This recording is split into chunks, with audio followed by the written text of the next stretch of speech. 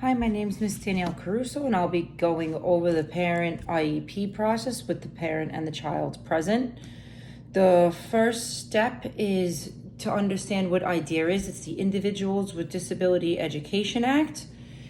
It is a federal decree that warrants the disabled children to get free public and appropriate education, associated services tailored to their necessities.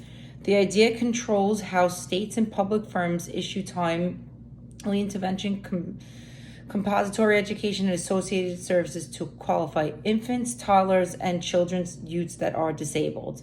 On the other hand, the IEP is central to the IDEA. The IEP is a work plan that incorporates the efforts of the parents, teachers, and students and outlines the unique educational journey of each student with a disability. So the parent must be involved in the meeting. They do attend the meeting. They have the rights to attend the meeting, the legal rights, and they have a say in their child's special education. So every child has a right to special education. This should be provided at the expense of the public school, should meet the caliber of the state educational agency, and should be within conformity of the individual education program. So it's free appropriate education. That's the FAPE. The least restrictive environment. The principal highlights that the children with disabilities, special needs, have a right to the education, should be educated in classroom alongside their non-disabled peers. The next step is the referral process, and this is where the parent or the guardian identifies the special needs of the child or the student, and the IDEA requires that the school identifies a child who may be disabled and who requires education services. After we have a referral, then we go into the evaluation process. So in this IDEA, it is significant for an evaluator to carry out a comprehensive assessment of the needs and strengths of the child. That's what the evaluation process does. Then it goes into eligibility determination to see what the child is eligible for. Not every case is different, and if they're, parents really have to advocate strongly for their child if they feel a certain way with a disability.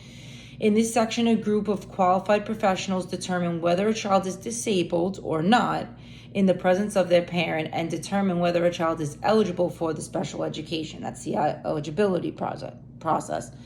Then you go into the IEP components. The IEP component is a program that provides a description and action plan for the services that aim at supporting the necessities of a child to learn. Organization for Autism, the research is very common for the IEP component process. It is a written plan highlighting the goals and services offered to special needs students. Lastly, the parent and student involvement. The parents or the guardians of the child with disabled students should be available at the IEP meeting, as I stated earlier, gathering, or they can afford a chance to participate in the meeting. The parents are to be notified of the meeting in place through a mutual agreement. That is their right. Then you go into the quarterly process monitoring. This is a regular assessment of the process towards instructional interventions put in place. It is conducted after every 3 months, and then an annual review process. The review is conducted yearly, and the IEP may be revised. The IEP students with disabilities must be reviewed, every year. So as far as ethical responsibilities go, you have to make sure that, the parents are present and that, this is personal information.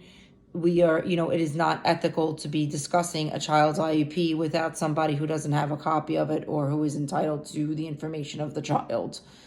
As far as the expectations of the communication between the teacher and the school, it's constant, frequent communication. And the thing I could say about this in my career is it's very important to make sure you schedule those meetings and make sure that the parents, if this child is leaving your school to go to a next one, just to remind the parents and make sure that the other school reaches out to make sure the IEP follows over to the next school.